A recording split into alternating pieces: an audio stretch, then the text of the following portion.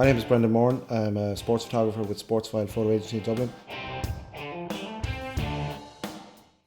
Well, the first thing we have is the Nikon D5. We've all graduated up to these, and by far the best camera I've worked with in many years, back since the film days. 24-70 would be very, that's used day in, day out, all day, every day. I don't know how it survives. 70-200 would be used a lot for like goal mouth action, tries.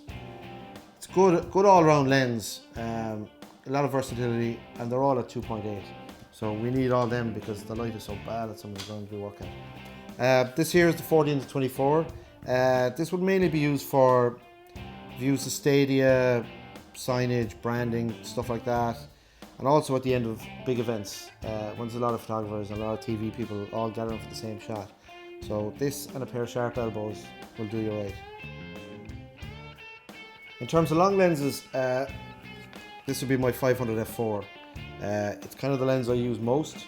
Good all-round lens, everything from training to matches, and the odd time I'd use it at a press conference when I don't want to have all the branding around some guy.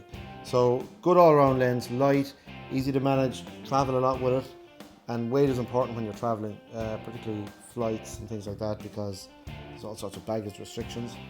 And then sometimes for the bigger events or cricket or the likes, 600 f4, can't go wrong. Great lens, one of my favourite combinations when I was on film days. Now probably doesn't get as much use as it used to, but still a great lens to have for certain occasions.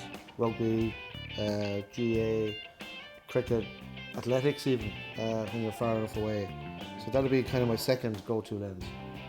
So now you've heard from me, well, we'd like to hear from you. We're always on the lookout for good talent. So if you think you've got what it takes, drop me an email to the links below.